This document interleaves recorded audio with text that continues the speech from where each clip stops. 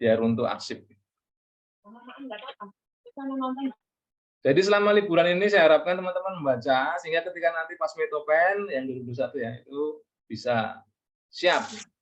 Untuk yang teman-teman dari semester yang sudah nulis kalau ingin ya bisa ditanya atau yang semester bawah persiapan menghadapi Metopen walaupun masih lama.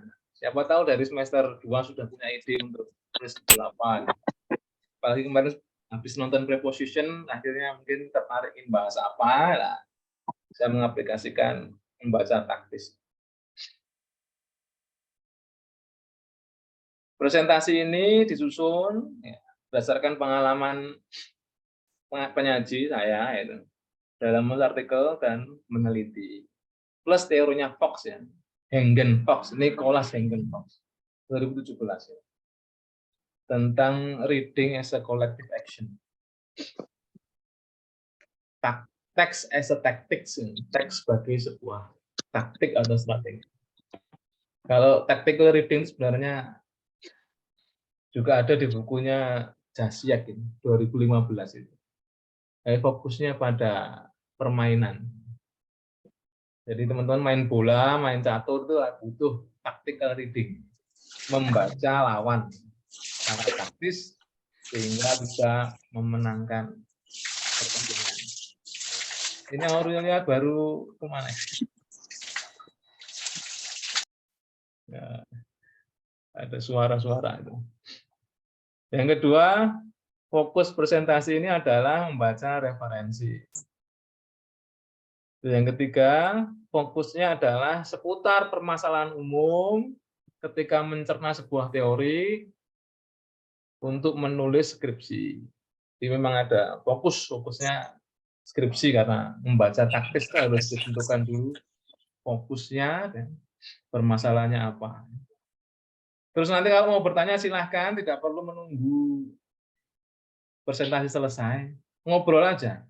Jadi jangan, ini bukan kuliah, santai aja. Mau kuliah aja saya juga santai. Jadi ngobrol aja. Nah, kita mulai membaca taktis. Apa itu? Menurut Fox itu memadukan bahasa, ide dalam tindakan nyata untuk mendapatkan keuntungan material secara langsung. Maksudnya keuntungan material itu bisa menyelesaikan masalah. Contoh namanya skripsi. Skripsinya selesai. Masalahnya di situ bisa dijawab dengan membaca teori. Jadi kata kuncinya itu menggunakan bahasa dan ide. Jadi menekankan pada kemampuan memahami sebuah ekspresi bahasa dan kemudian menggunakan interpretasi yang langsung bisa menjawab masalah yang ada. Nah, apa itu teknisnya nanti kita bahas. Kan sudah dapat reading 1, 2, 3, 4 toh? Nah, 1, 2, 3 atau apa? Academic reading itu. Nah, itu jadi modal. Memang dari awal harus suka membaca, apapun itu. Bikin janji terhadap diri sendiri mau baca seminggu sekali atau membaca sehari sekali satu artikel itu bagus. Kalau sempat ya, mahasiswa sibuk semua. Sibuk berorganisasi, sibuk mencari jodoh, mencari jati diri, dan lainnya.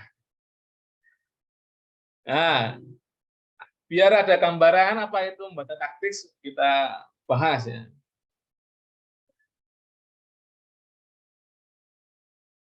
Kita ini ada gambar apa ini padi ya, sawah, ada batang padi yang dihinggapi oleh burung bondol. Burung bondol ya, Bu. Emprit atau penjak, pemakan padi. Ketika teman-teman melihat gambar semacam ini, itu bisa mungkin punya kemungkinan ada punya apa itu interpretasi 5, mungkin lebih ya. Yang pertama, oh ini menunjukkan burung bondol sedang memakan padi.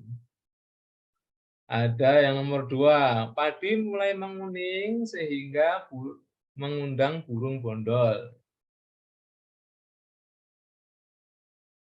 Nomor 3, petani menanam padi di area yang terdapat burung bondol. Yang keempat, burung bondol nangkring di batang padi dipotret dalam medium shot. Yang kelima, bondol jantan sedang berpose untuk memikat bondol betina. Nah, kira-kira kalau teman-teman melihat ini, interpretasinya yang mana? Masalahnya yang apa? Menemukan masalah apa? Apakah nomor 1, 2, 3, 4, atau 5? Kira-kira masalah nomor berapa? Ada yang ingin share? Ini ada siapa ini? Oh, Triani, masalah nomor 1, burung bondol memakan padi. Interpretasinya terhadap gambar ini, kalau kita asumsikan sebagai sebuah permasalahan, menurut Triani, burung bondol memakan padi. Kenapa seperti itu, Mbak Triani?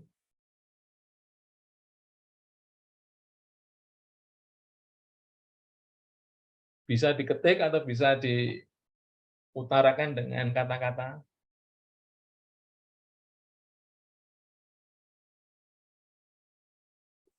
Tidak ada? Tidak ada alasan? Oh, mungkin karena burung bondol itu secara faktual itu memang memakan padi. Oh, ini ada jawabannya. Karena biasanya kalau burung hinggap di padi tujuannya ya untuk makan padinya ya. Boleh ya. Jadi menurut Triani, masalahnya ada nomor 1. Mungkin juga nomor 2 bisa. Kalau yang melihat adalah berparadigma kausalitas. Ada asap, ada api. Ada padi, ada burung bondol. Jadi fokusnya bukan pada burung bondolnya, tapi pada hubungan antara padi dan burung bondol. Kalau yang satu tadi fokusnya pada burung bondolnya. Jadi yang punya masalah adalah burung bondol. Nomor 2, permasalahannya terletak pada kausalitas, hubungan antara padi dan burung bondol. Nomor 3, melihat permasalahannya adalah yang bermasalah adalah cenderung ke petaninya. Kenapa nanam padi di area burung bondol? Beda lagi.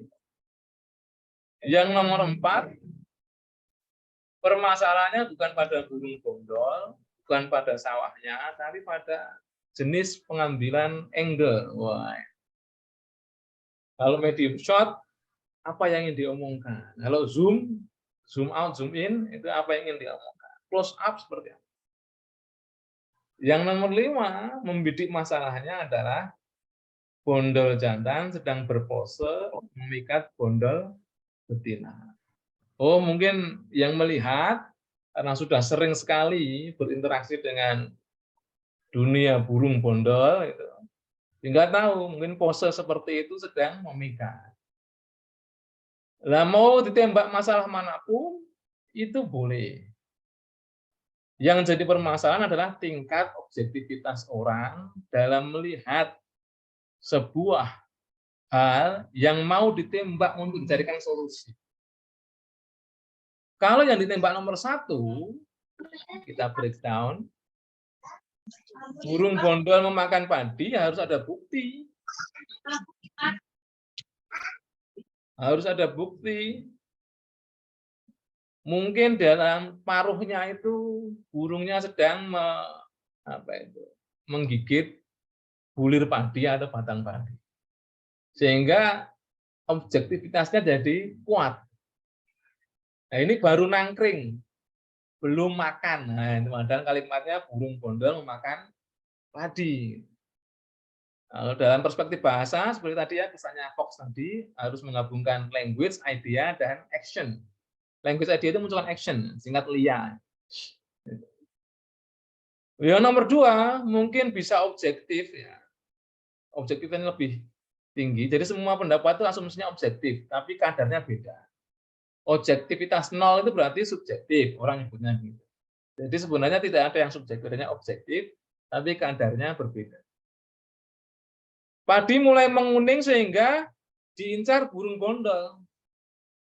Kalau diincar, menggunakan kata diincar, gitu, berarti asumsinya burung bondolnya belum ada di sawah. Mungkin masih di atas langit, ya, terus dia bawahnya ada padi, sawah ya.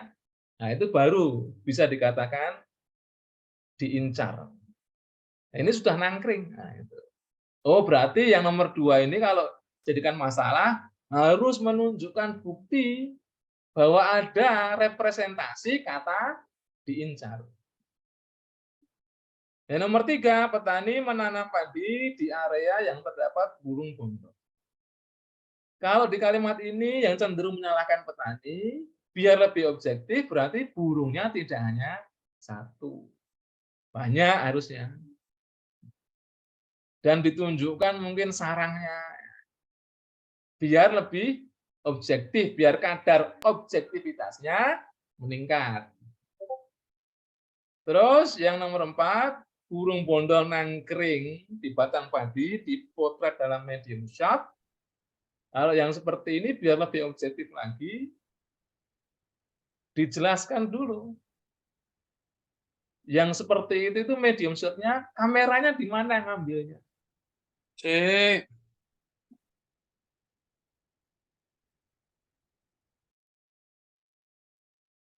Yang nomor 5, bondol jantan sedang berpose memikat bondol betina. Nah, biar lebih objektif apa? Harus nembak setidaknya 2 bondol dengan asumsi 1 jantan, 1 betina. Nah ini, dalam membaca taktis yang harus dimiliki dulu adalah teman-teman punya masalah yang ingin diselesaikan. Kan ada membaca untuk santai, membaca untuk apa itu, biar spiritualnya bagus. Kalau taktis itu membaca karena ada masalah yang harus selesai. Jadi teori yang digunakan tuh bisa langsung menyelesaikan masalah itu. Taktis. Seperti dalam perang. Dalam perang, membaca, melihat musuh sebagai sebuah masalah, terus bagaimana membaca gerak-geriknya, biar ngasih solusi yang tepat. Nah, itu kunci dalam peperangan. Sama, teman-teman ini juga sedang menghadapi masalah, yaitu apa? Skripsi teman-teman yang nanti diwujudkan dalam rumusan masalah, sehingga butuh penentuan masalah yang fix gitu. Nah, kalau kita tadi milih namanya Mbak Triani tadi milih nomor 1, terus lanjut. Nah, kira-kira teorinya apa yang bisa untuk menyelesaikan masalah nomor 1, yaitu burung bondol memakan batang padi. Oh, apakah solusi 1? Teori 1, yaitu dengan membuat apa itu di Jawa nyebutnya? Ogrok-ogrok untuk mengusir burung. Jadi tiap hari saya lewat di area persawahan itu sering lihat bapak-bapak atau ibu-ibu petani itu yang narik-narik benang itu dengan penuh semangat sambil bersuara. Kalau lewat sawah saya mesti melambatkan motor saya karena ingin melihat keindahan semacam itu. Jadi solusi, oh datang diogrok-ogrok, terbang, burungnya terbang. Tapi muncul masalah. Oh, beliau jadi capek karena harus fokus terus-menerus melihat kedatangan burung dan kemudian narik talinya itu sambil berteriak-teriak. Solusinya masuk, mengusir. Tapi punya dampak, oh, negatifnya apa? Capek. Ada juga yang menggunakan waring. Oh, teori waring, namanya disebut kayak gitu. Untuk mengatasi burung bondol tadi. Waring sebarkan di atas sawah, sudah ditinggal, tenaganya tidak habis, ya, dan tidak perlu fokus seharian. Tapi dampak negatifnya ya juga ada.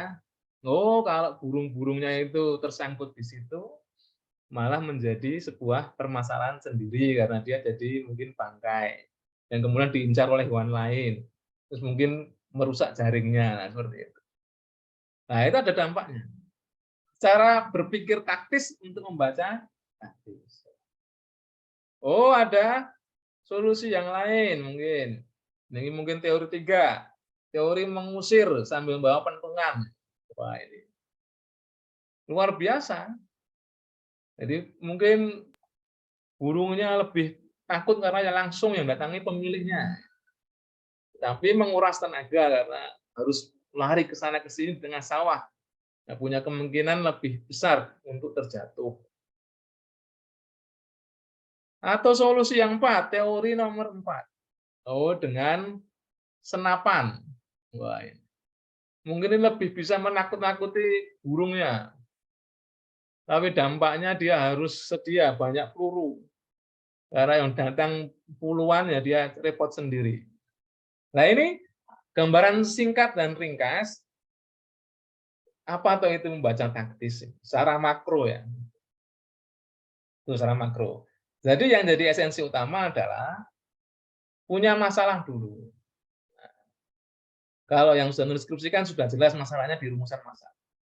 Kalau yang 2021 kan judul. Dicerna, nanti saya ingin bidik apa toh?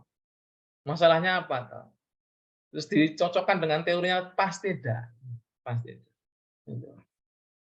Nah, kita lanjut ke bagian yang kecil-kecil, tadi sudah makro ya. Sekarang yang bagian mikronya.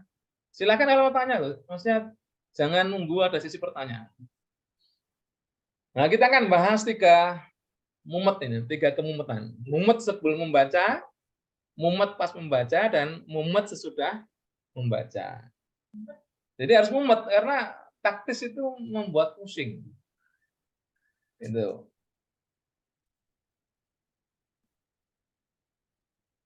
Mumet sebelum membaca dibagi 2. Mumet apa yang mau dibaca, mumet bagian mana yang akan dibaca. Nah, ini dulu. Kalau baca komik mumet enggak? Enggak ya? Mungkin mumet plotnya. Itu kayak baca apa itu? Kimetsu no Yaiba. Iya tokoe Tanjiro ya karo setan katanya malah perhatian. Mumet. Dia pengen jadi setan. Mumet baca apa? Dragon Ball Super.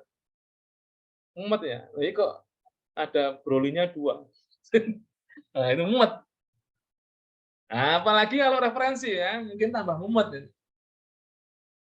Nah, kita bahas. Kita ambil contoh satu calon skripsi ya. Ini bukan berarti kok anu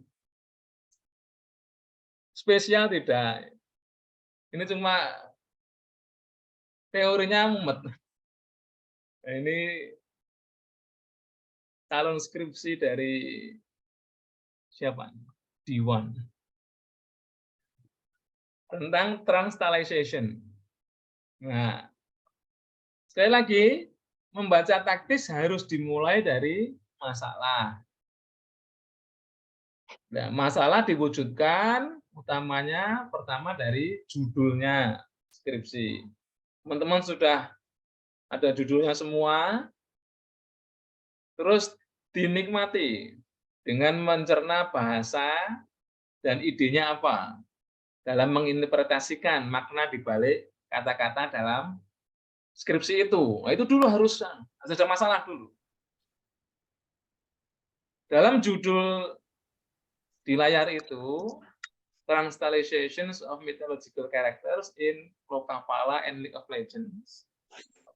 Itu ada variabel ya, itu variabel itu istilah sederhananya elemen atau bagian yang menyusun atau saling terkait untuk bersatu memunculkan sebuah signifikansi makna tertentu. Nah, itu ada apa? Transtylization, mythological character, sama video games. Itu variabelnya itu. Yang menyusun yang dari kesatuan tiga ini ingin memunculkan masalah transtylization. Headingnya itu. Jadi maknai dulu. Kalau ada trans itu mesti kan perubahan atau perpindahan, pengalian, translation, pengalian pesan. Nah, ini transtylization, berarti pengalian style, pengalian gaya, itu dimaknai dulu. Language-nya dimaknai, terus itu. Kira-kira apa ya?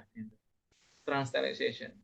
Mythological characters. Oh, karakter mitologis, mitos. Mitos itu berarti sesuatu yang menjadi belief and value, tapi diasumsikan tidak ada atau dilebih-lebihkan.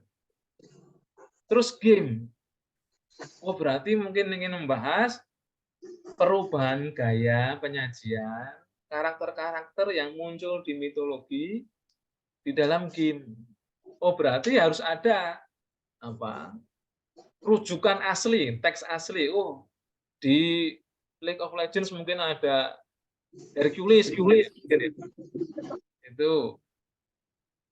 Nah, berarti harus ada Hercules yang asli. Nah, diambil dari buku mana, dicocokkan. Ada yang bergeser tidak gayanya, fisiknya, visualnya ada enggak. Nah, itu nyusun variabel. Variabelnya transtylization. Oh, ada enggak ya referensi tentang teori transtylization? Mythological characters. Oh, ada enggak ya teori yang bahas tentang karakter-karakter mitologis? Terus ada teori video game tidak? Ya, itu harus direncanakan. Jadi setiap variabel di situ, setiap kata yang menjadi kata kunci di judul itu sebisa mungkin punya referensinya, punya teorinya. Sehingga yang dibaca itu ya pas, taktis, langsung to the point, nggak ngalor gitu. Nggak ngalor gitu. Karena variabelnya transtylization, mythological characters, dan video games ya berarti itu. Disusun dulu. Oh, kemarin sudah dikasih. Di-share teorinya ke teman-teman. Cocokkan lagi, pas tidak? Apakah teori yang diberikan itu sudah merepresentasikan variabelnya belum? Nah, itu sudah mulai berpikir taktis sebelum membaca.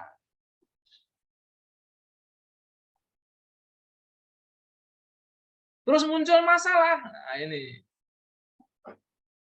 Setelah mencari tadi ditemukan, wah, hanya ada satu teori, berarti ambillah, nggak perlu baca yang lain. Wah, cocok bahas tentang perubahan gaya. Oh, dan itu benar ada istilah itu. Alhamdulillah gitu ya. Tapi tidak bahas game. Bagaimana ini? Ini teorinya Genet ini tidak bahas game. Dia translation dari puisi jadi prosa, jadi drama, kembali lagi jadi puisi. Dengan contoh-contoh yang diambil dari karya sastra yang bersifat klasik atau konvensional, gitu. Atau canonical ya, yang wajib dibaca. Nah, ini game.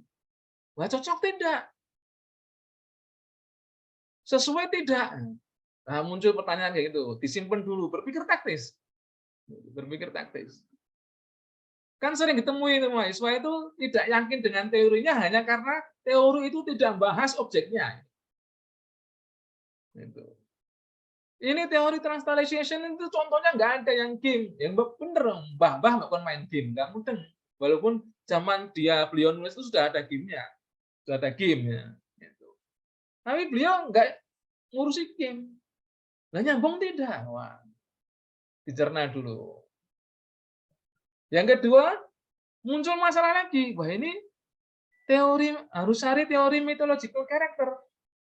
Wah, masalahnya apa itu League of Legends Lokapalan itu karakternya puluhan. Wah, berarti harus cari apakah harus cari puluhan referensi? Satu karakter mitologis, satu referensi. Wah, mumet. Piye iki, Mas, mulai kendor. Tapi jangan kendor, dicerna dulu. Cerna dulu. Kayak yang pakai apa, teori visual semantik. Loh, ini teorinya terkait utamanya dengan visual di komputer. Nah, nyambung tidak dengan yang di apa itu video klip? Wah, itu mulai gitu. Dicerna, gitu. Terus muncul lagi masalah loh. Teori video game itu kan banyak. Lah yang mana yang harus dibaca? Wah, apakah semuanya? Durak pas sing piye? Wah, sebelum baca sudah mumet. Tapi bagus. Tapi jangan berhenti di mumetnya itu. Tapi di breakdown, disolusikan. Nah, kita coba. Wah, ini saya tulis begini karena yang saya temui banyak kan kayak gini. Utamanya nomor 1. Ini nggak bahas objek ini, apakah bisa? Ini susah. Seperti dulu saya nulis tentang bajunya Disney. Pakai bajunya Disney, putri-putri Disney itu pakai teorinya Roland Barthes. Fashion system itu sama the language of fashion. Lalu itu Roland Barthes nggak bahas prinsesnya Disney. Nyambung. Ya nyambung. Yang penting cara berpikir tadi loh, LIA tadi loh. Bahasanya bisa dimaknai logis, idenya logis, saling terkait. Nah, coba kita menghilangkan kememutan ini dengan membahas satu persatu. Tadi nomor 1, masalahnya adalah teori translation. Tadi kan masalahnya adalah, loh ini kan nggak bahas game, apa nyambung? Nah, itu. Jangan lupa, LIA ya, language, idea, in action. Dicerna dulu judul bukunya. Judulnya Palimpsest. Palimpsest. Ada yang tahu palimpsest? Yang gemar membaca buku biasanya tahu palimpsest. Ada yang tahu palimpsest?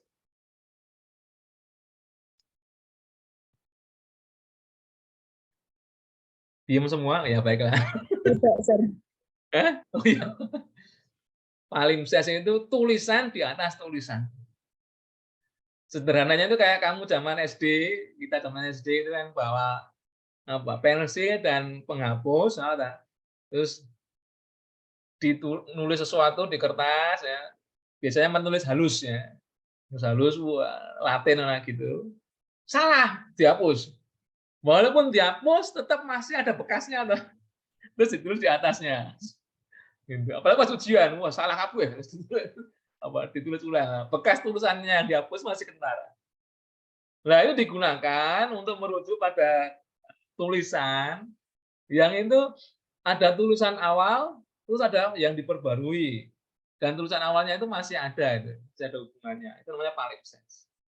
Ini maknanya apa kok tulisan di atas tulisan? Dimaknai, berarti mungkin teori ini dalam translation ini tidak mengenal tentang kekhususan zaman. Teori ini tidak hanya untuk mereka yang ingin analisis drama, puisi, atau prosa. Karena apa? Seperti tadi, tulisan di atas tulisan. Jadi terus-menerus akan ada jenis-jenis karya sastra baru. Yang penting masuk strukturnya, kontennya bisa. Nah, itu penggunaan bahasa dalam konteks ide dan action. Dicerna dulu. Kesalahan kita itu kadang-kadang skipping judul buku, skipping judul di artikel gitu, tanpa maknanya dulu. Padahal kalau mana baca artikel itu ya, yang penting itu kan judulnya, abstraknya, introduction, method. Itu. Kalau finding dan yang lainnya itu bisa dibaca setelah menghayati yang 3 tadi. Itu dimaknai dulu. Terus ada subjudulnya itu literature in the second degree ya itu. Karya sastra derajat kedua. Dimaknai apa ini? Apa itu? karya sastra derajat kedua. Ada hubungannya tidak dengan palimpsest tadi? Oh, ada. Tadi kan palimpsest tadi kan tulisan di atas tulisan yang sudah dihapus atau masih kentara gitu. Kalau literature in second degree berarti apa?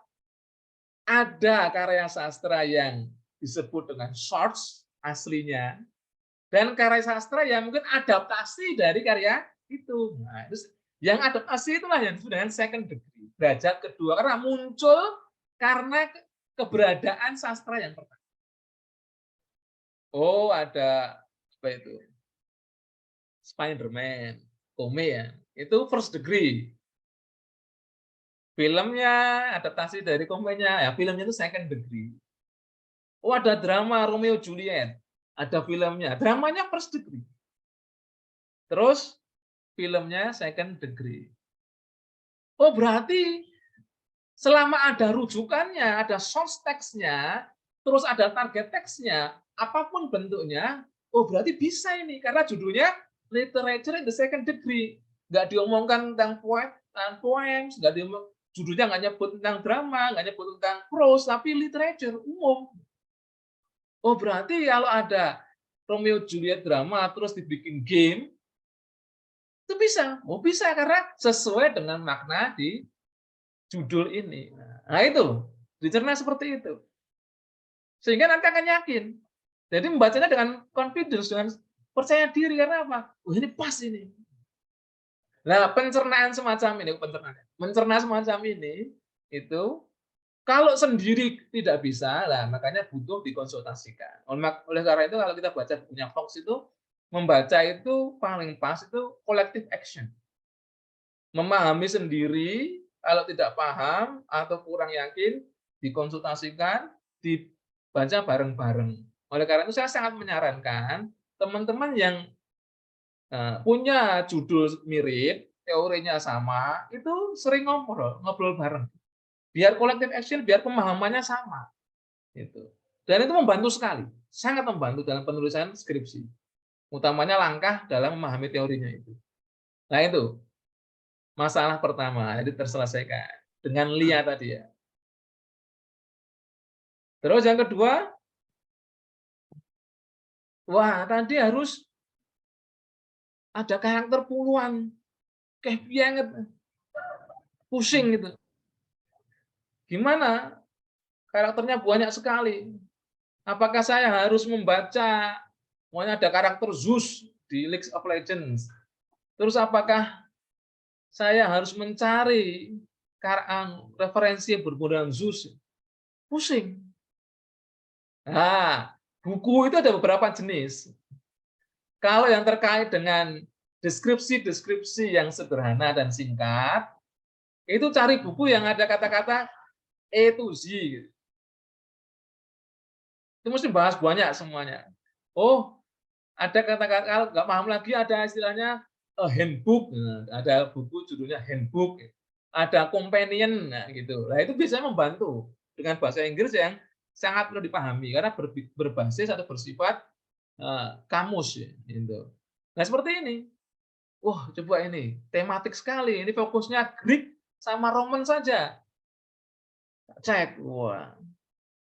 Oh, ternyata ada juga itu apa? Tokoh-tokoh di League of Legends yang berbasis Nordik mungkin. Nah, cari tema yang buku yang ada A to Z berhubungan dengan Nordik.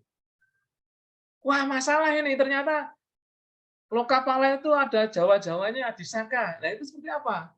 Cari. Walaupun saya belum menemukan mitologi Jawa A to Z. Adisaka itu dibahas di buku yang berbeda. Terus mungkin Rama di Ramayana di buku yang berbeda. Lihat, cari itu. Terus nanti fokus pada karakternya. Nah, itu. Taktis. Itu. Terus yang tadi masalah ketiga yaitu teori video games banyak. Nah, ini saya anak sastra, penelitian saya sastra juga. Nah, piye iki video games? Video games itu klaim sastranya ada enggak? Ada enggak sastra dengan istilah khusus yang bahas tentang video game? Oh, ada. Dicari, ketemu. Berarti bahasa adalah video games yang dipandang dalam perspektif karya sastra. Bukan video game dalam perspektif komputer, bukan video game dalam perspektif tindak habit yang buruk, psikologi. Bukan video game dalam perspektif filosofi, tidak. Karena saya penelitian sastra, ada nggak ya video game dalam karya sastra? Oh, fokus ke situ. Yang lain berarti hilang. Dicari, oh ketemu. Ada beliau yang Espen J. Arset, itu memperkenalkan istilah yang dulu booming sekali, sama sekarang masih booming, bahwa sastra itu masuk kategori ergotic literature. Sastra ergotik, sastra yang menekankan pada cara mengakses karyanya. Itu menjadi prioritas utama daripada kontennya.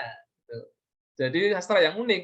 Jadi karya sastra yang fokus utamanya pada cara mengakses karyanya, bukan isinya. Kamu main game kan penting aksesnya. Tekan tombol mengeluarkan jurus. Itu nanti baru dikaitkan kontennya. Kayak karya sastra yang lain kayak fanfiction yang ditaruh di web itu atau Twitterature itu kan yang penting aksesnya. Itu ada yang bahas. Oh, berarti ini aja. Ini fokus sastra. Jadi tidak bias bahas video game dalam konteks IT, video game dalam konteks komunikasi, video game dalam konteks psikologi, video game dalam konteks sastra. Nah, kadang-kadang memang ada masalah orang melihat video game itu masuk karya sastra, tapi dia berkomentar seperti itu, tapi belum pernah baca buku tentang ergotic literature. Sering saya temui. Karena apa? Nah, belum membaca, jadi maklumi. Nah itu, selesai masalahnya yang tadi. Yang 3 tadi selesai. Oh, berarti saya akan taktis baca 3 ini. Yang sudah saya asumsikan merepresentasikan setiap kata yang ada di dalam judul. Terus lanjut ke bagian ngumet, bagian mana yang akan dibaca. Oh, ini ada screenshot translation. Wah, bukunya Genet itu punya 428 halaman. Apakah harus saya baca semua? Wah, baca selesai dari awal sampai akhir, wah jos banget itu.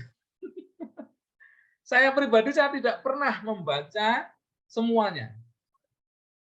Buku itu saya tidak, yang referensi tidak pernah saya baca semuanya. Yang saya baca, ya yang sesuai dengan masalah yang ingin saya solusikan.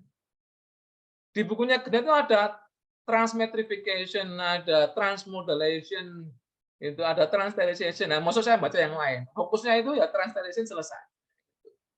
Dibaca. Oh, berarti saya fokus halaman 226 sampai 269. Itu dibaca terus.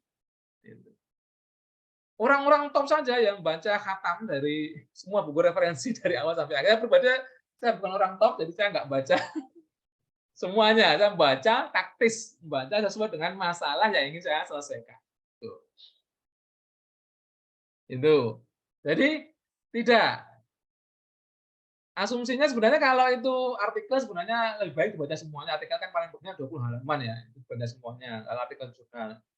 Kalaupun artikel jurnal itu bikin teman-teman susah, itu dibaca utamanya judul, abstrak, introduction. Nah, itu dihayati. Tapi yang masuk ngerempul halaman klaim mojo. Well, buku banyak panjang-panjang banget. Nah, itu. Nah, kalau saya pribadi saya tidak akan baca semuanya. Saya baca yang sesuai dengan masalah yang ingin saya timbang. Nah itu. Jadi sekali lagi harus taktis ya, taktis. Terkadang kalau baca semua itu malah kadang-kadang kayak tingkatmu itu, wah, saya kok jadi bimbang, gini, wah bimbang, wah, akhirnya ganti masalah, terus akhirnya wah ini bukunya kurang pas, ganti lagi, wah itu bagus, menambah literasi, tapi skripsi itu yang paling jos itu yang selesai. Kamu idemu kayak apapun nggak selesai skripsinya ya bikin orang tua nangis itu. Penting rampung dan sesuai dengan kaidah penulisan. Oleh karena itu harus taktis. Harus taktis. Idealis banget wah, susah itu. Tapi ada juga idealis yang taktis itu. Kayak kemarin ada yang baru ujian itu idealis banget tuh. Skripsinya 600 halaman loh, ngungkuli disertasi tuh. Bahas tentang strategi subtitle. Wah, itu panjang banget itu. Ya, bagus. Dan taktis, perfeksionis, ya, akhirnya jadi 600 halaman. Yang nguji yang blenger itu. Nah, kita lanjut ya. Ini nggak ada yang tanya ini, diem-diem aja. Kita sudah melewati mumet sebelum membaca, sekarang mumet pas membaca. Nah, tadi sudah menentukan yang mau dibaca, terus apa yang mau dibaca, bagian mana dibaca, nah, terus mulai membaca. Nah, pas mulai membaca ini ada 3 kemumetan. Mumet dengan istilah, mumet dengan definisi, dengan mumet dengan tipologi. Nah, 3 hal ini. Ini yang saya sering alami dari dulu, dari sejak mulai suka membaca, 2003 nulis. Tuh, mumet dengan istilah, itu yang pertama.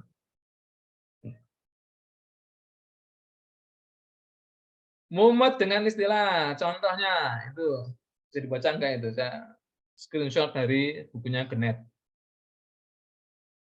I had moved then from amputation to trimming or pruning.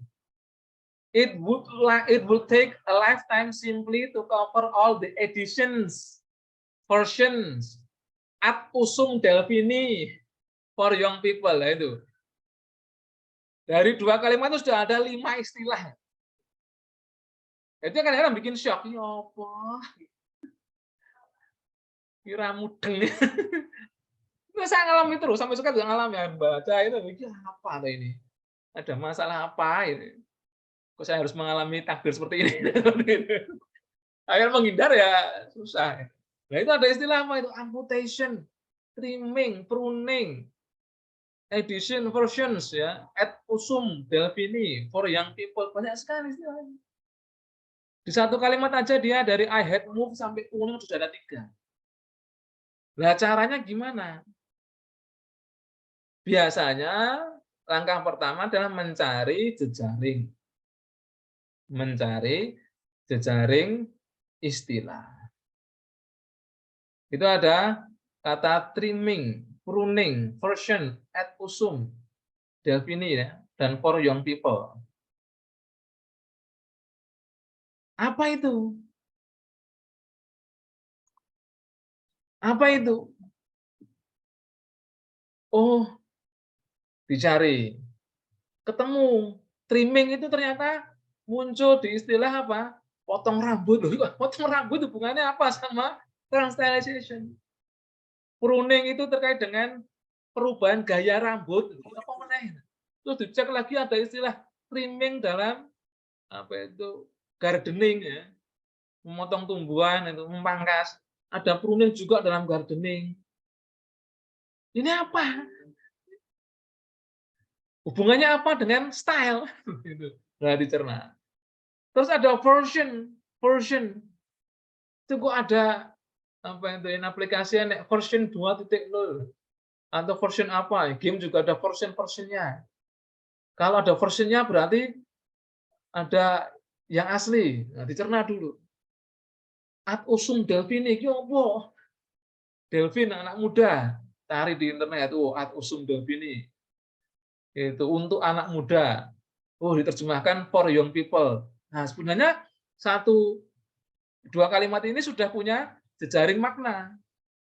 Oh, ada trimming, pruning, versions, Delphini, young people ini kayaknya, oh kalau trimming itu di gardening dalam tumbuhan itu kan biar dia apa itu rapi, ya, terlihat bagus, terus biar nggak mati itu juga di pruning, nah, rambut apa itu, daun-daun yang sudah mati dipangkas, rantingnya dipangkas, biar memunculkan apa bibit yang muda yang baru, daun yang baru. Sama juga awalnya trimming, pruning dalam urusan rambut. Nah, trimming kalau dalam rambut kan yang jengat-jengat apa yang jengatnya apa bahasa Indonesia?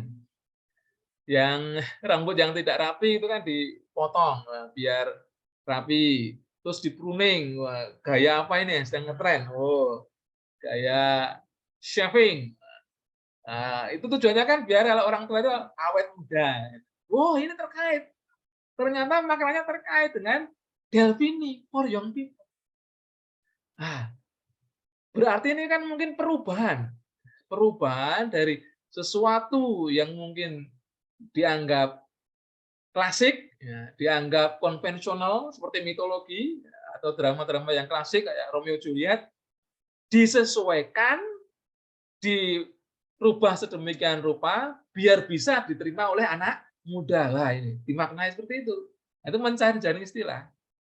Atau dengan rekontekstualisasi yang tadi sudah saya terangkan tadi. Trimming pruning itu untuk gardening dan untuk rambut. Nah, transtylation apa maknanya? Oh, sama. Merubah, mengalihkan gaya, disesuaikan gayanya karena tuntutan tertentu. Kalau teman-teman namanya dulu SMA itu kan ada aturan apa? Nggak boleh gondrong. Nah, akhirnya dipotong kan, menyesuaikan gaya sesuai dengan aturan. Terus bareng kuliah gondrong, menyesuaikan wah ini sekolah sastra ya, sastra wah seperti itu ya gondrong, seperti itu. Jadi ada hal yang mendorong untuk merubah gaya. Wah ini dikaitkan ke video game ya. Oh mitologi, wah sinau mitologi susah ya. Apa sinau Zeus dan lainnya. Wah ketika dirubah gaya jadi game, jadi menarik. Oh ini Zeus lebih menarik sehingga ingin cari tahu Zeus yang asli seperti apa. Nah ini muncul seperti itu dengan cara apa? Dikontekstualisasi ulang. Trimming yang sebelumnya untuk potong rambut digunakan untuk istilah di dalam sastra. Trimming juga untuk potong apa itu buah untuk gardening digunakan untuk karya sastra. Nah, dicari yang maknanya yang sama itu apa? Oh, merubah gaya biar fresh itu, biar tuh. Sehingga dengan memahami seperti itu lebih banyak bisa membantu ya, sedikit banyak membantu menghilangkan kememutan dalam memahami istilah. Gitu. Terus yang berikutnya, mumet dengan definisi. Nah, definisi ini ada 3 jenis ya, definisi yang eksplisit, 4 ya, definisi yang eksplisit, terus implisit, definisi tanpa definisi, definisi dengan narasi. Wah, definisi ini mumet banget. Wah, ini gimana? Ada masalah. Apa itu? Tangisan kakak tingkatmu. Definisi dan contoh tidak sesuai dengan objek yang saya teliti. Gitu. Itu mesti kayak gitu. Padahal sudah eksplisit. Di situ dijelaskan Genet ya, contohnya dari Genet. Transliteration, as the term itself clearly suggests, is a stylistic rewriting, a transposition whose sole function is a change of style. Nah, ini kan sebenarnya walaupun tidak paham mungkin tentang transposition, terus stylistic, tapi kan sudah jelas itu. Dengan memahami a change of style, perubahan gaya. Ini selesai. Kalau pahamnya seperti itu, asalkan sesuai dengan definisinya selesai. Nah sekarang mengkaitkannya. Definisi dan contohnya sepertinya tidak sesuai dengan objek yang teliti. Gimana ini, Sir? Oh, dikaitkan. Oh, change of style. Intinya itu, berubah gaya. Berubah gaya itu bisa visual, bisa operatifnya, cara bergeraknya, bisa teksnya, atau verbalnya, atau narasinya. Itu. Oh, ini saya menulis mitologi. Mitologi itu stylenya bercerita, oral. Namanya cerita tentang Nyi Roro Kidul atau cerita tentang Baru Klinting itu kan berbasis utamanya dari oral. Ini gaya storytelling. Sehingga ketika gayanya aslinya oral, ketika ditulis pun juga ada kesan oralnya itu karena storytelling. Game juga storytelling. Stylenya sama. Oh, stylenya sama berarti mungkin bisa dianalisis ini. Karena sama. Terus karakter mitologis punya deskripsi visual. Game juga. Mitologi juga ada. Oh, Medusa, kepalanya ular, jumlahnya 99, atau ada yang jumlahnya 7. Oh, di game juga ada ini. Kepalanya ular, tapi kok ularnya kok satu tok. Nah, seperti itu. Nah, mirip-mirip. Bedanya apa ini? Ada yang mirip, ada yang beda. Karena style itu harus ada translation, harus ada change of style. Mohon maaf sebentar. Ini mau sebentar. Istri dan anak mau liburan. Jadi.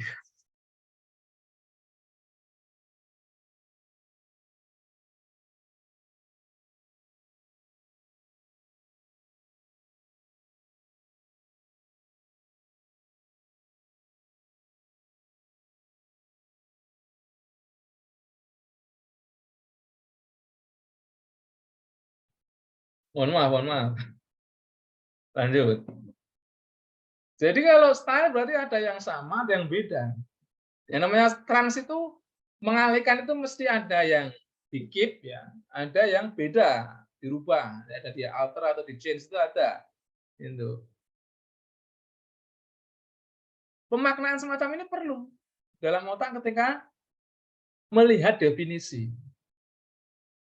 Sehingga tidak langsung, wah ini kok objeknya beda, ini nggak pas ini, nah, tidak. Ya yang paling pas itu ya bukan paling penak gitu. Jadi kalau teorinya ngomong contohnya objeknya sama seperti yang teliti ya, itu pena. Tapi kan tidak semua seperti itu, bahkan sebagian besar nggak seperti itu. Gitu. Itu definisi yang eksplisit itu harus cerna dulu maknanya. LIA itu. Terus mumet dengan definisi yang implisit. Tadi yang eksplisit pusing, apalagi yang implisit. Jadi definisinya itu harus dimaknai, diinvers sendiri gitu loh. Oh ini ada kalimat hypertext is a useful term when applied to the structures of links and nodes, but it is much less so if it includes all other digital text as well. Ini definisinya implisit sekali karena justru yang punya teori itu Arset itu menggunakan appraisal ya istilahnya apa penilaian yang menggunakan adjektif itu. Hypertext itu istilah yang bermanfaat. Jadi tidak hypertext itu apa nih? Hypertext itu istilah yang bermanfaat. Nah ini yang pertama dilakukan, cari kata kuncinya. Biasanya kata kuncinya itu ya dalam bentuk noun atau non phrase. Gitu. Istilah-istilah yang berbasis adjektif itu useful itu dihilangkan. Oh ini ada fokusnya links dan nodes. Links dan nodes. Links dan nodes apa toh? Dicari. Oh, links dan nodes. Links itu link, ya, tautan. Nodes itu titik temu. Ini apa ini hypertext? Oh, hyper itu terus menerus banyak. Oh, ini apakah terkait dengan kalau contohnya sedang baca berita online, terus ada tautan, klik dengan berita yang mirip, terus diklik lagi, terus diklik lagi. Terus akhirnya ketemu dengan berita-berita dengan mungkin tokoh yang sama, oh tokoh korupsi ini ada tokoh pejabat A, diklik, ketemu lagi, diklik, ketemu dengan berita yang zaman dulu yang juga bahas pejabat yang sama atau mungkin dari partai yang sama seperti itu. Nah itu ada link dan node-nya itu. Nah terus dikaitkan, oh ini kata kuncinya ini, karena ini berarti teksnya itu hyper, terus menerus nggak berujung, bisa diklik terus itu. Jadi klik terus itu hyper. Bukan lagi super tapi hyper. Nah, terus setelah itu yang dilakukan apa? Wah, ini saya bahas game. Ada enggak itu link dan note? Masuk game kan gue klik-klik-klik ya. Ada link note-nya tidak seperti tadi berita digital tadi. Oh, ada. Contoh namanya main visual novel. Itu ada cerita yang bercabang. Pilihan A, pilihan B, endingnya beda. Oh, itu link. Oh, nanti ada titik temu di mana dua pilihan yang berbeda itu saling bertemu di endingnya atau sebelum endingnya. Oh, berarti ada. Tapi hanya di visual novel. Oh, enggak, RPG ada. Role playing game. Nah, ini saya analisis MOBA. Ada enggak? Wah, ya. Ada enggak? Oh, ada. Link dan node-nya itu terkait dengan apa? Ketika berinteraksi dengan lawan. Itu dia melakukan jurus apa, ketemu dengan jurus apa, seperti apa. Itu link node-nya. Loh, tapi ini kan saya bahas mitologi. Apa itu visualnya, deskripsi teksnya, nyambung tidak ya? Link node-nya itu yang mencari hubungan antara mitologi, tokoh mitologi dengan tokoh mitologi yang disajikan dalam game. Titik temunya di mana, linknya di mana. Lah memahami kayak gini. Itu yang dibutuhkan kemampuan untuk mencerna makna. Yang seperti ini kalau nanti sekali lagi ngeblank itu harus dikonsultasikan. Atau duduk bersama dengan orang yang membahas yang sama atau dengan kakak tingkat atau membaca skripsi kakak tingkat yang bahas translations, dia lebih paham. Sebentar, mohon maaf. Ini.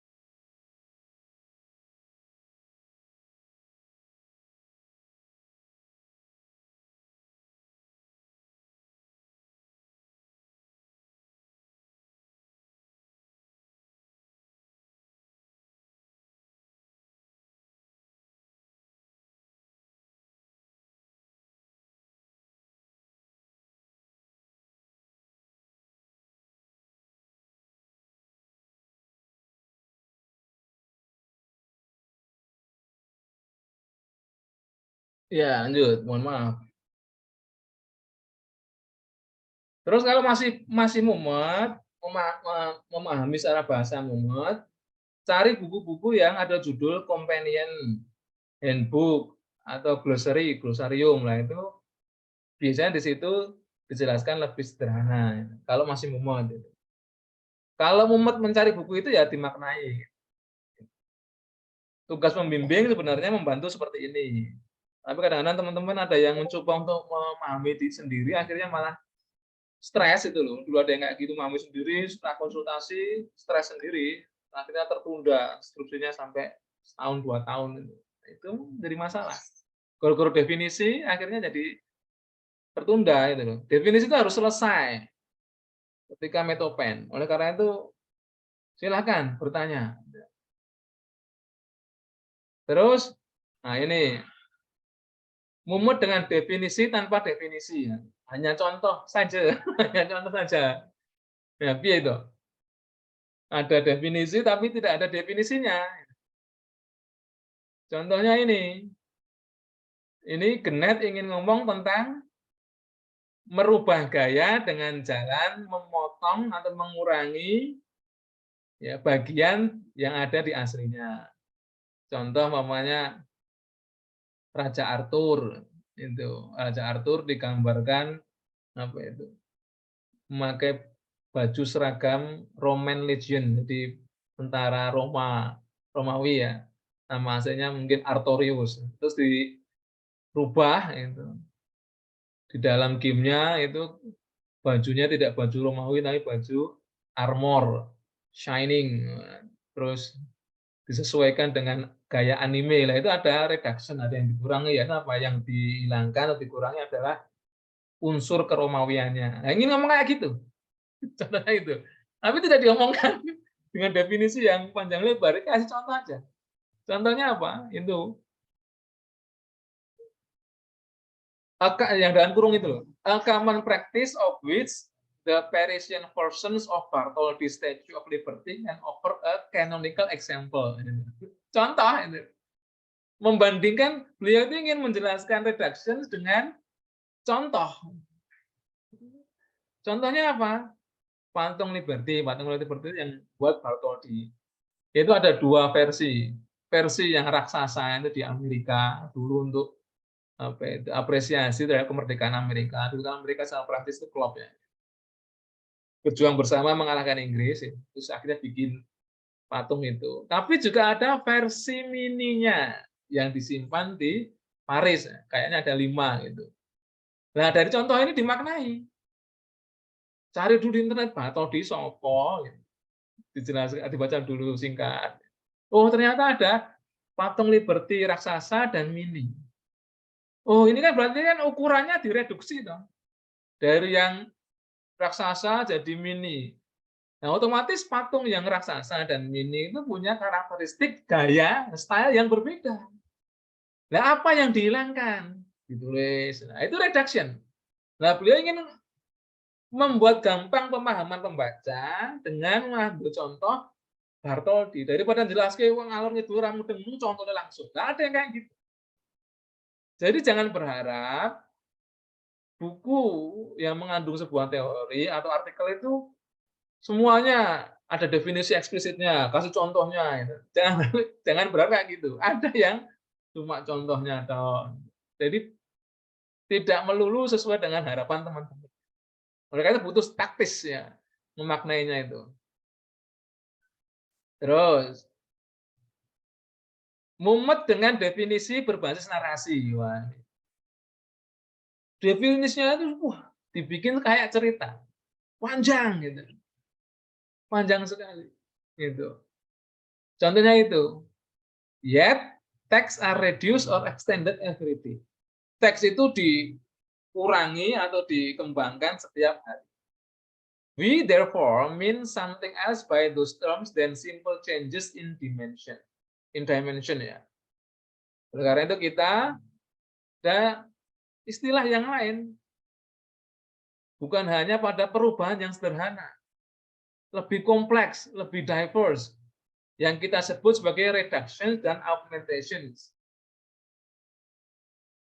Yang memang mengurangi length, ya, ukuran. Tapi ada perubahan-perubahan yang memberikan pengaruh terhadap struktur dan substance. Ini apa atau ini? Kita kuliah sastra Inggris kok paham-paham ironis seperti itu. Kalau menemui hal semacam ini, ya itu saya lagi memang membaca itu sekali selesai tidak ada, mesti berulang-ulang. Terutama dengan definisi yang berbasis dengan narasi.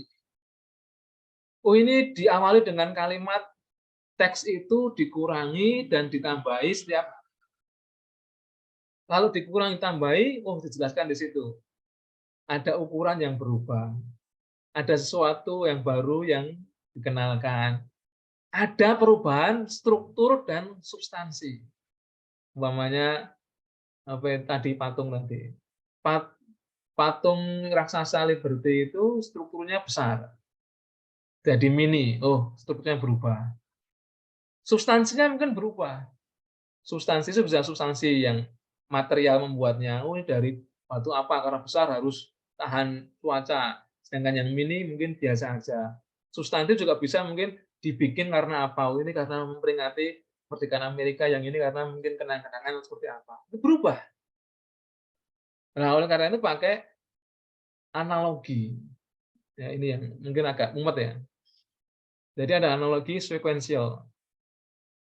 Karena ada A, muncullah B. Karena ada reduksi, augmentasi, struktur dan isi teks bisa berubah. Dianalogikan kayak gitu. Tadi ngomong mempengaruhi struktur dan substansi. Kalau karakter mitologi namanya Zeus yang bawa petir. Terus ada karakter game yang juga namanya Zeus bawa petir. Strukturnya berubah tidak? Struktur itu apa dalam game? Visualnya. Cara memainkannya. Ceritanya mungkin berubah. Substansinya apa? Dia apa itu? Raja para dewa bawa petir. Nah, berubah enggak ini petirnya? Kalau berubah ya susah. Zeus itu identik dengan petir. Kok harus berubah? Mohon maaf,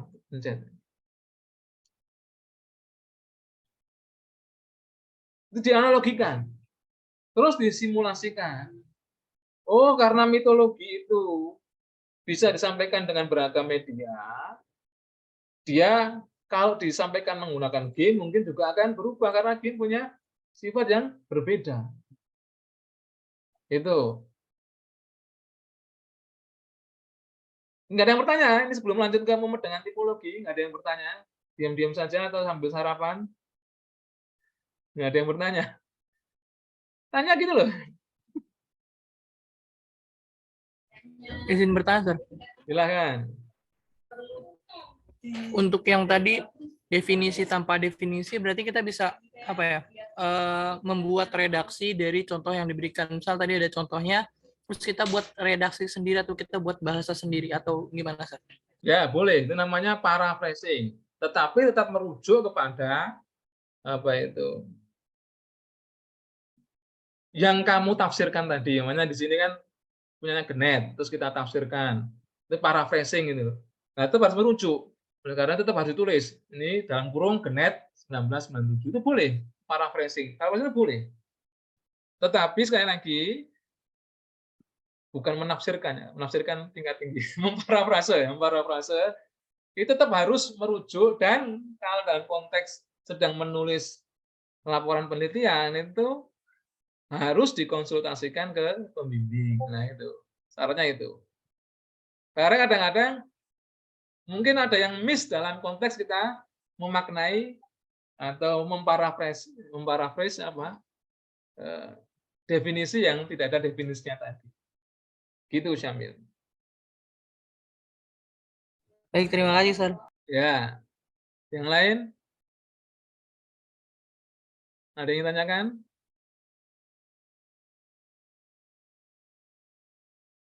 Diam semua. Mumet tapi ya. Oke, nggak ada ini. Silakan tanya. Wah, saya stres kalau nggak ada yang tanya. Saya boleh tanya enggak, Sir? Oh, silakan, maulah. Untuk variabel itu memang hanya dibatasi 3 atau sesuai judulnya, Sir? Sesuai judulnya. Jadi ketika akan ada yang jenis judul itu, ini kita bicara dalam konteks apa ya? Penelitian bahasa, sastra, dan terjemahan. Ya. Itu kan ada yang pakai kurung, ya.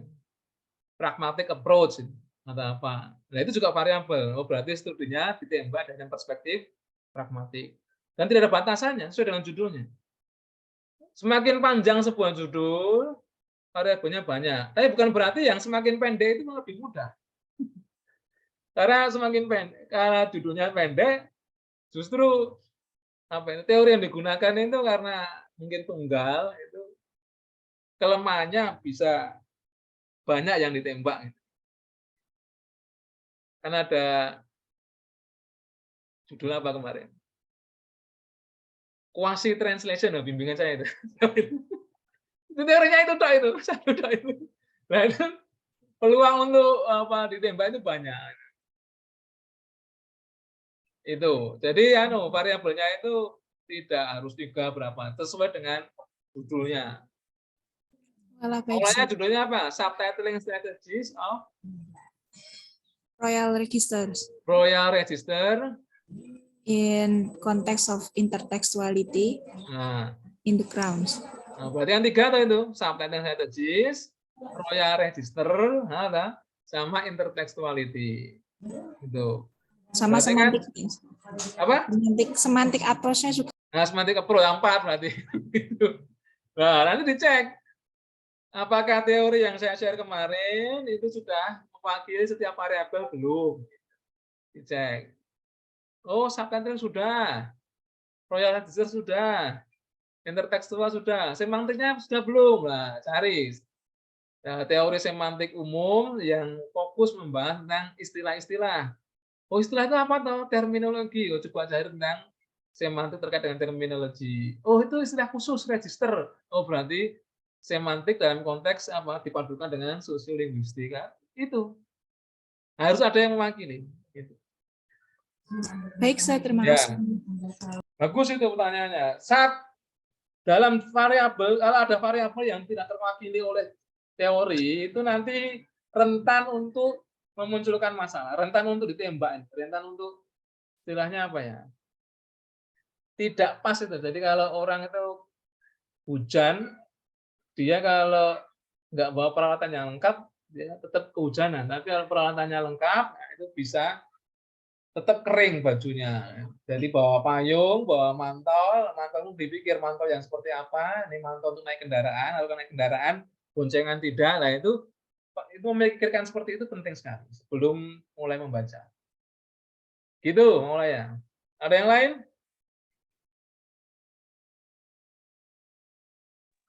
Izin bertanya, Sir. Ya, Rio. Eh, jadi kemarin itu saya sudah membaca teori tentang branching path. Terus di situ juga saya membaca beberapa. Nah, kebanyakan di situ dijelaskan kalau branching path ini itu berkaitan dengan mekanik sebuah game. Nah, sedangkan dengan objek penelitian saya itu Honkai Star Rail itu branching path-nya ini tidak terlalu berpengaruh kayak ketika kita milih ini terus responnya ini itu nggak terlalu pengaruh sama cerita, tapi pengaruhnya itu cuma tentang respon pendengarnya gitu, Sir. Maksudnya kayak misalkan A ngomong sama si B seperti itu, Sir. Nah, Ya. Ya boleh-boleh aja. Branching path itu, ini ada kasus semuanya. Rio ada bahas tentang teori branching path. Branching path itu berarti kalau milih di dalam game itu ada dialog terus milih pilihan A, B itu ada yang mempengaruhi, ada yang tidak mempengaruhi.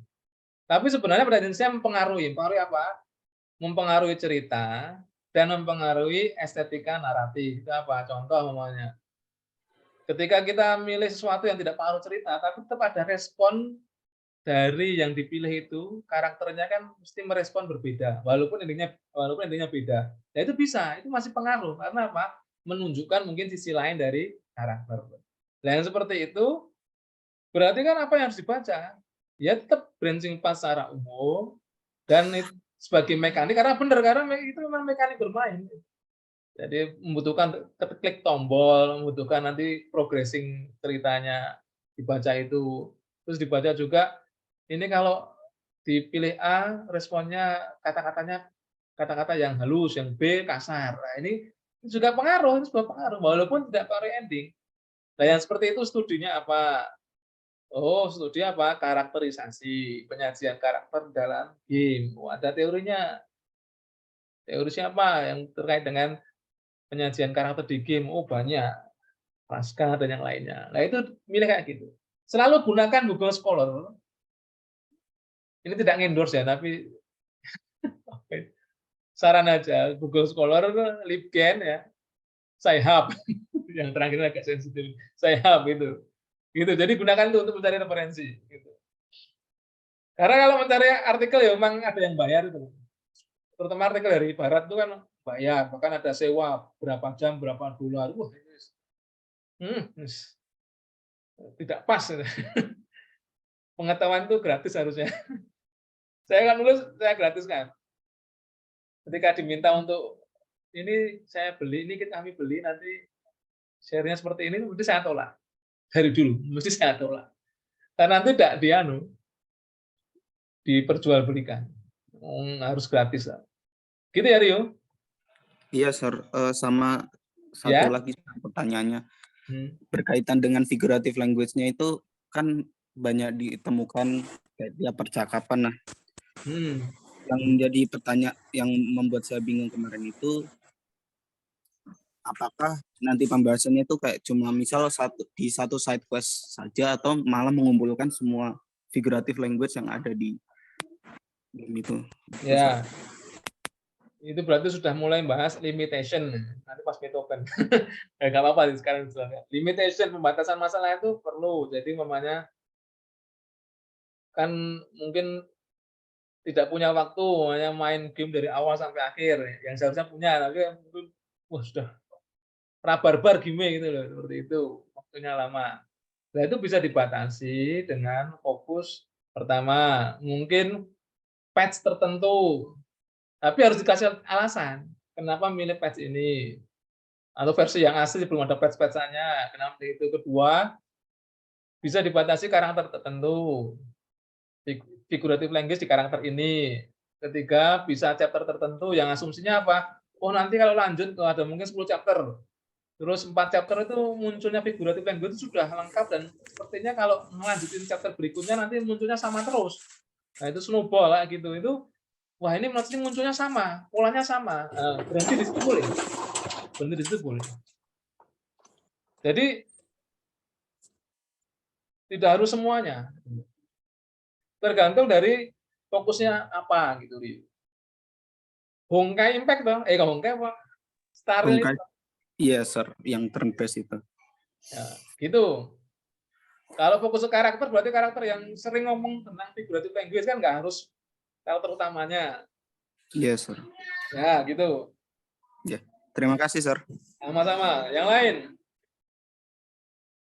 Ada nggak? Belum lanjut?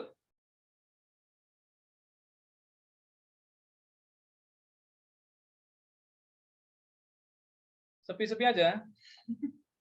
Ya.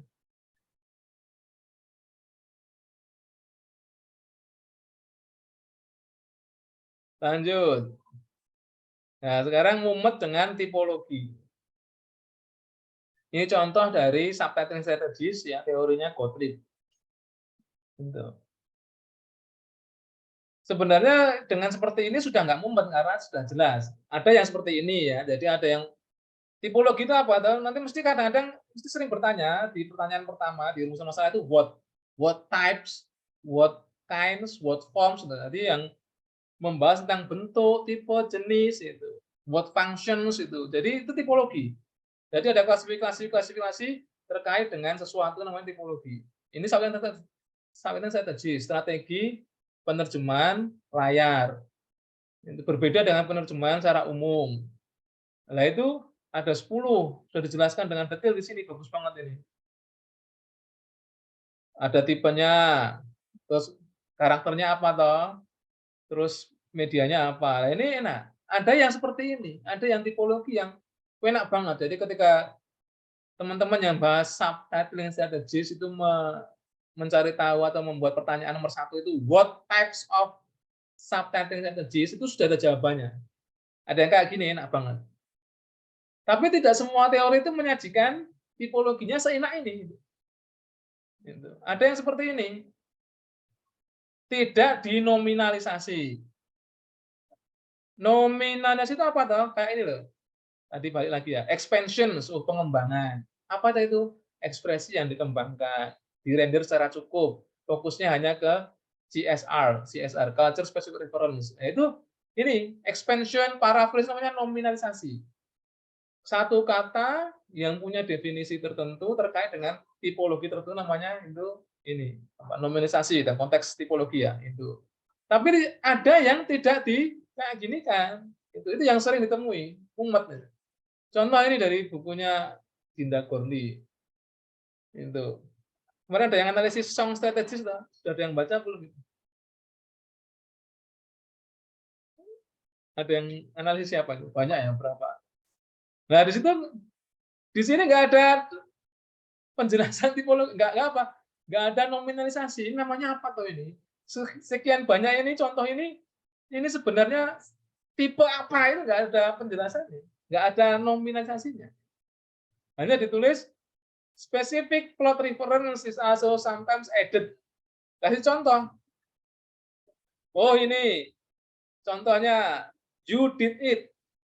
Itu versi bahasa Inggrisnya, diterjemahkan dalam bahasa Swedia, bahasa Norwegia, du vinner.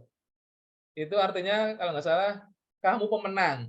Wah itu kan yang aslinya itu you did it umum, did apa nggak tahu, melakukan apa tidak tahu, umum sekali kata kerjanya, terus berubah jadi do winner, biar bisa dinyanyikan, you did it, do winner, nah, sama-sama 3 silabel.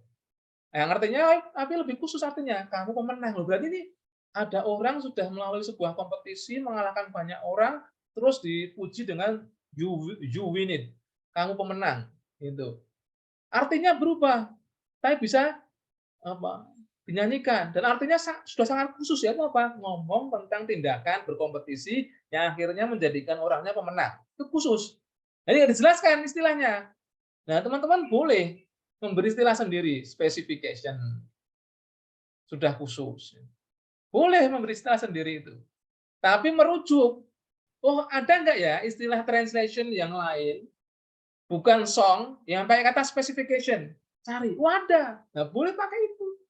Nggak ada, ya sudah pakai itu. Yang penting apa? Ada argumen yang jelas, memang itu memang spesifik. Jadi dari makna yang sumber itu sangat general jadi spesifik. Dinamai aja specification. Hampir semua tulisan saya itu saya namai sendiri kalau bikin tipologi. Itu bikin sendiri. Maksudnya melahirkan tipologi yang baru. Nah itu boleh. Boleh. Tapi jangan sampai lepas dari makna aslinya. Karena ini niatnya untuk ini loh, specific plot reference. Oh, ini lebih khusus apa ya? Oh, kasih nama specification. Tetap harus konsultasi. Ada juga mumet dengan tipologi yang tidak dijelaskan langsung. Nah, mumet sekali. Ini kasus yang kemarin ditemui, ada yang bahas naratif coherence banyak sekali. Gitu. Di awal buku dijelaskan bahwa koherensi, ya, kesatuan teks itu disebut koheren ketika dia linear, chronological, dan tematik. Nah, nggak ada penjelasan langsung, tapi di bagian-bagian buku yang lain dijelaskan. Nah itu harus pertama diinventarisir dulu. Linear itu apa toh? Linear itu apa? Lurus, progres, nggak bercabang, kongruen. Ya apa toh ini? Baru dicari kira-kira di bagian chapter yang lain tuh yang bahas ini apa. Nah bisa dilihat dari kalau itu kumpulan artikel dari apa abstraknya atau dari di bagian introduction biasanya ada chapter ini bahas apa. Nah, itu cari. Kalau tidak ada penjelasan secara langsung, nah ini sering kali teman. Seringkali. Dan teman-teman mestinya bersinggungan dengan hal semacam ini. Nah, nanti dibaca, dicek ulang. Ada nggak di buku teman-teman tipologinya jelas kayak tadi, subtitling tadi. Kalau tidak jelas itu harus segera dimaknai dan segera dikonsultasikan. Wong yang tipologi yang jelas saja karena bikin bingung, apalagi yang tidak jelas, tidak dinominalisasi. Harus segera. Nah, yang terakhir, mumet sesudah membaca. Mumet sudah membaca dibagi dua, mumet dalam menautkan satu teori dengan yang lain, mumet dalam menerapkan teori. Baca selesai, mumet. Nah ini, mumet dalam menautkan satu teori dengan yang lain. Nah itu. Oh, tadi terkait dengan pertanyaannya Maulaya tadi ya. Judulnya, setiap kata kunci di situ itu harus bisa mungkin punya representasi teorinya. Padahal teorinya itu satu dengan yang lainnya mungkin tidak berkaitan. Nah, tugas peneliti itu harus mengkaitkan itu. Itu yang bikin mumet. Nah, mengkaitkan itu ada dua jenis, vertikal dan horizontal. Vertikal itu apa? Dicari dulu heading atau teori yang jadi prioritas, yang menjadi inti masalah. Oh, di judulnya Diwan tadi apa? Translations of mythological characters in video games ya itu. Itu kan berarti yang jadi utama prioritas itu kan translation-nya itu. Terus yang kedua adalah mitologinya. Terus baru estetika gamenya. Nah, kalau menautkan seperti ini dicari dalam tiga teori ini yang sama itu apa toh? Yang sama itu apa? Oh, kita mulai dari translation ini perubahan gaya. Berarti harus ada di mitologi itu, buku mitologinya Delhi itu yang membahas tentang gaya. Ada enggak perbedaan dan kesamaan dewa-dewa Yunani dan dewa-dewa di Romawi?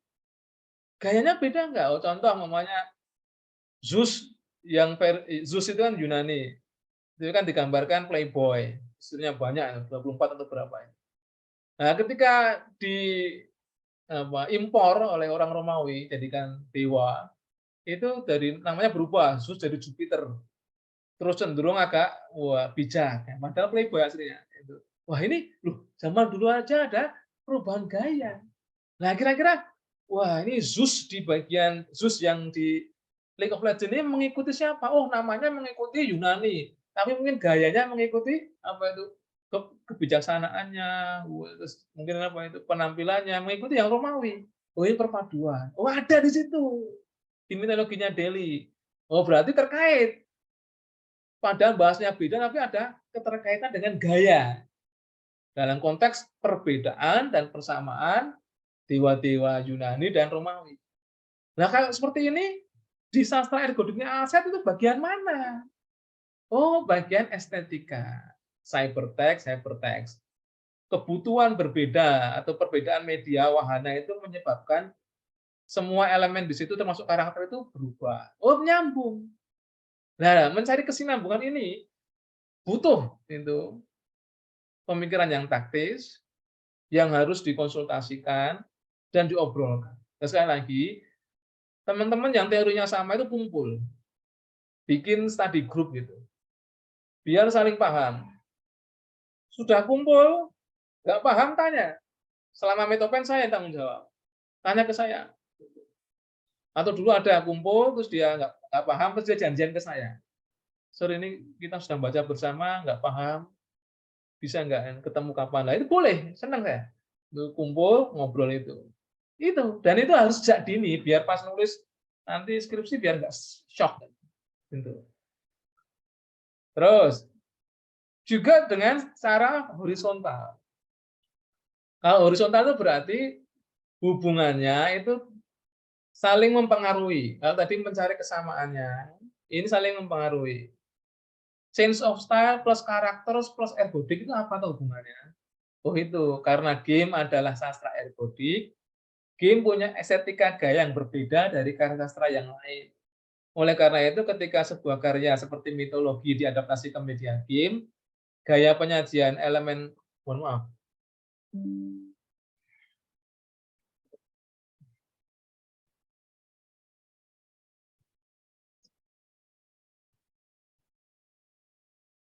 ini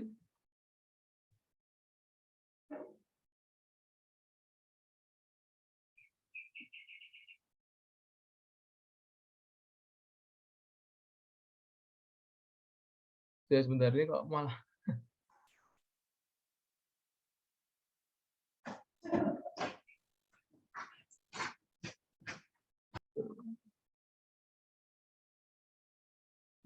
ya.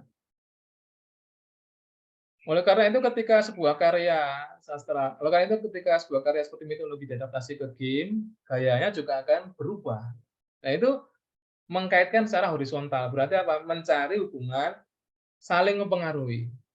Oh, di translation bahas perubahan gaya. Oh, ternyata di Romawi sama Yunani juga perubahan gaya ada. Oh, nanti kalau di game mungkin juga berubah. Nah, itu hubungan antara kausalitas ya horizontal. Tapi kalau vertikal itu translation-nya dulu.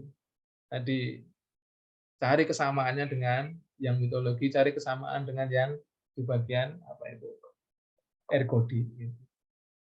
Nah, yang terakhir ini mumet dalam menetapkan teori. Nah, nanti bersambung di pertemuan berikutnya, bukan besok ya, karena apa itu biar lebih teman-teman terjun ke membaca.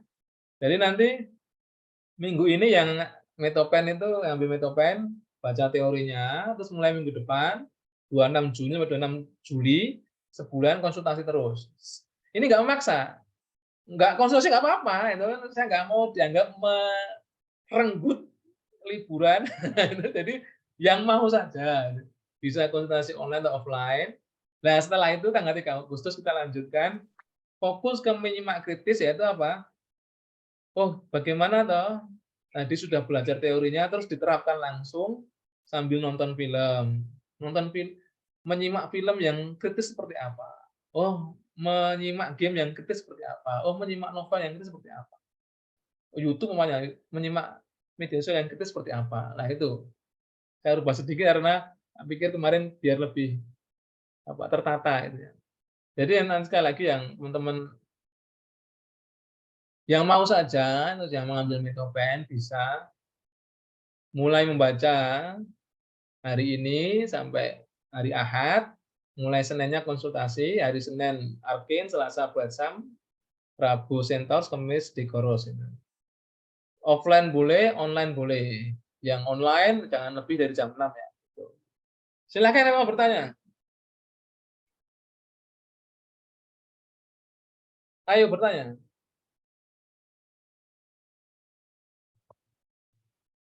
Pertanyaan?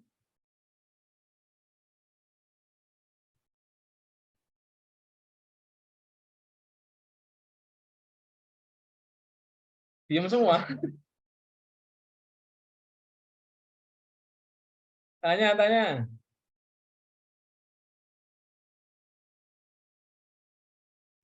Sekali lagi ini tidak memaksa, teman-teman. Ya. Silakan, Rachel.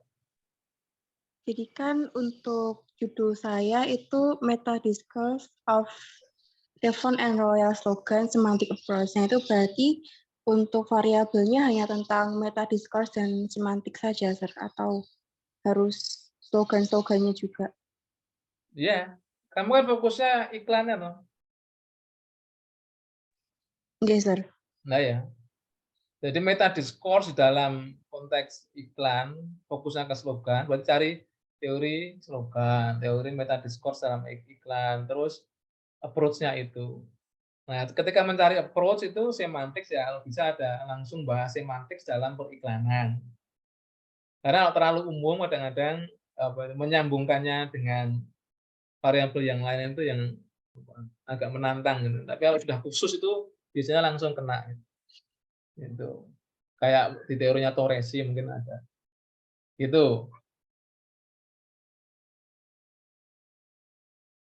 Jadi approach itu ada yang ditulis dalam kurung untuk lebih menekankan, ada yang nggak perlu ditulis.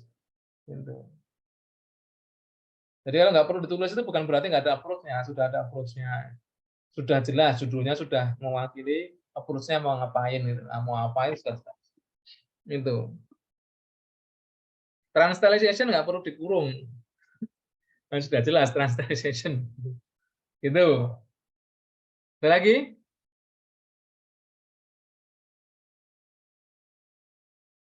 Waktunya dimanfaatkan untuk bertanya.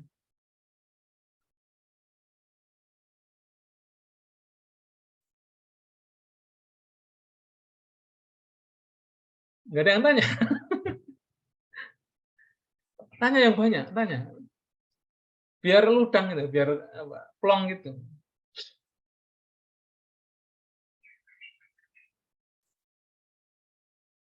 Ada nggak?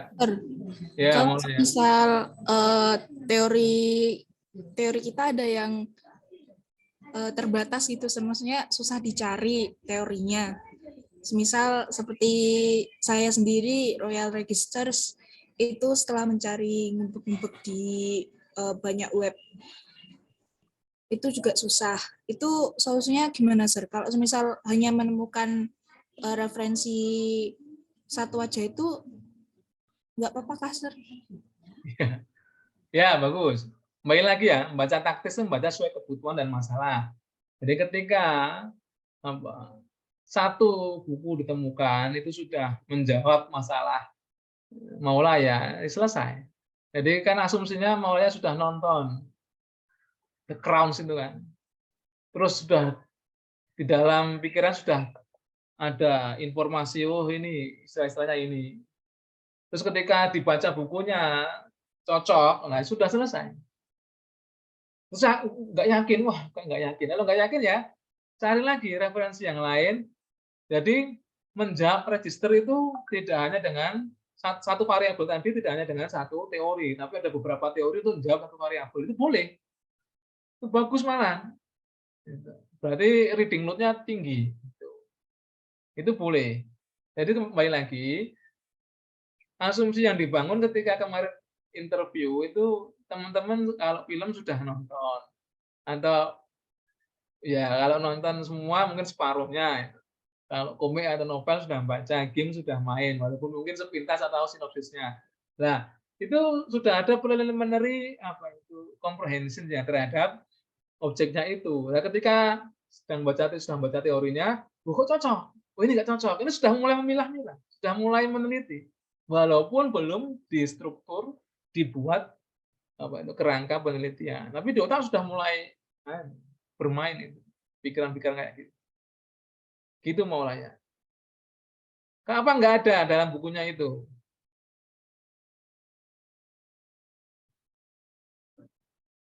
Baik, Sir. Saya masih belum bisa download bukunya, Sir. Oh, belum bisa. Nggak tahu caranya, Sir. Itu tuh tinggal diklik get itu loh. Enggak, betul sakit kalau masih bingung. Nanti saya coba lagi. Oh, iya. Kalau download lewat LibGen itu bisa mungkin yang normal saja ya, jangan milih yang Tor, jangan milih yang TOR. Tor itu apa itu search engine atau apa ya, khusus untuk dark web. Jadi kalau ke dark web bahaya. Jadi yang umum saja. Yang lain?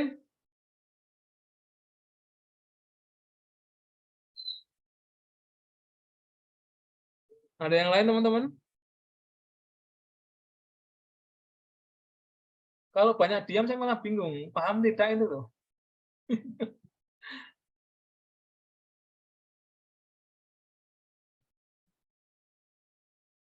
Ya, saya lagi kalau ada yang bertanya ya sudah. Hai teman-teman, saya lagi. Silahkan dibaca sesuai dengan kebutuhan. Kan judulnya kemarin itu sudah mencerminkan masalah yang ingin dikulik. Ya. Nah, berarti membaca bagian-bagian itu aja. Jadi ada 4 buku atau 4 artikel ya bagian-bagian yang ingin dikulik itu. Biar fokus dan taktis itu. Terus yang kedua, sekali lagi, yakin dengan apa yang kamu mau baca dan mau tulis itu. Kadang-kadang terpengaruh oleh temennya, terus nggak yakin dengan diri sendiri, itu akhirnya ganti, atau mungkin tambah teori, tapi malah tambah pusing, ya itu sering terjadi. Terus yang ketiga, jangan tidak berkonsultasi, harus konsultasi. Harus konsultasi. Sering-sering konsultasi. Seperti yang saya omongkan, selama Metopen tanggung jawab saya. Tapi nanti setelah Metopen tanggung jawab pembimbing masing-masing. Saya sudah minum jamu ya Allah jadi kuat. Aku tanya. Terus yang lagi dipikirkan, khusus yang Metopen ya, kalau yang kakak tingkat sama adik tingkat ya, adik tingkat mempersiapkan, kakak tingkat sudah mengerjakan. Sebisa mungkin apa yang kamu lakukan di Metopen ini adalah apa yang kamu tulis nanti ketika skripsi. Selalu ada di setiap angkatan itu 7 orang, 8 orang, 10 orang yang merubah judulnya total. Kalau ganti objek nggak apa-apa, ganti teori nggak apa-apa, tapi ganti semuanya itu sebenarnya malah membuat beban. Nah, ketika semester 5 ini, nanti habis ini semester 5, teman-teman, kalau mau mengganti, memang disarankan pas itu. Pas itu. Biar tidak kelabaan.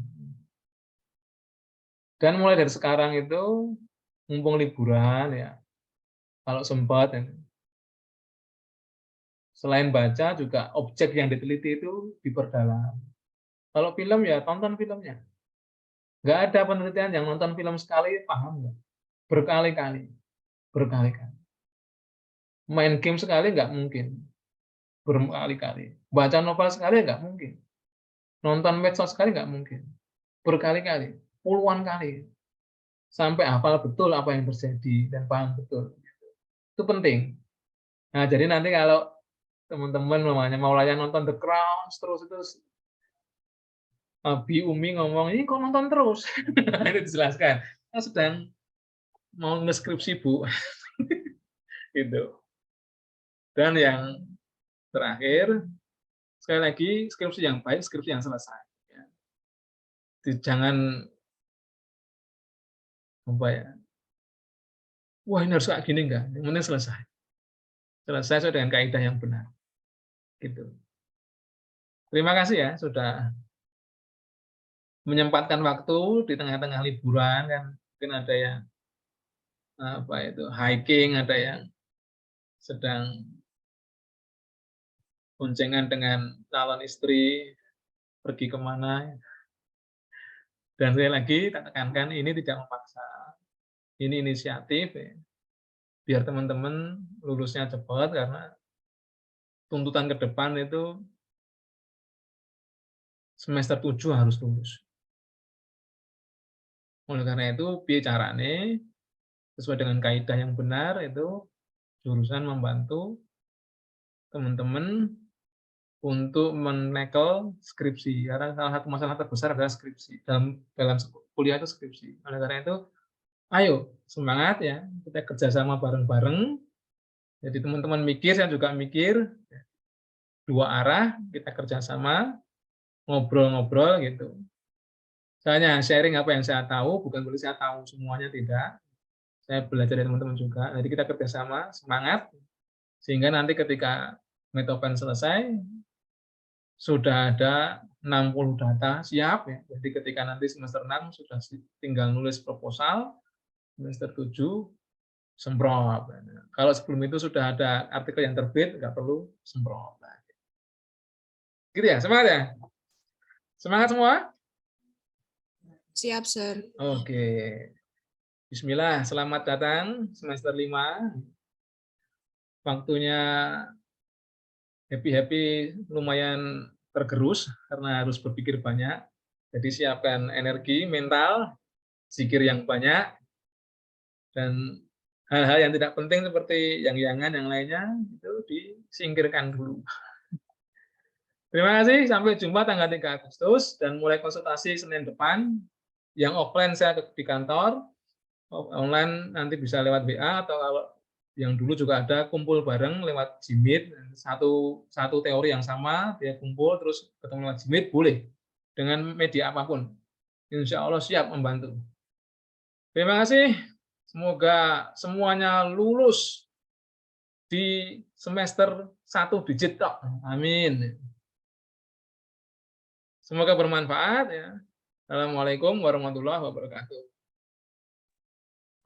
Waalaikumsalam. Waalaikumsalam. Mari, Sir. Ya, sampai jumpa. Waalaikumsalam warahmatullahi wabarakatuh. Ya, Terima kasih, Sir. sami-sami.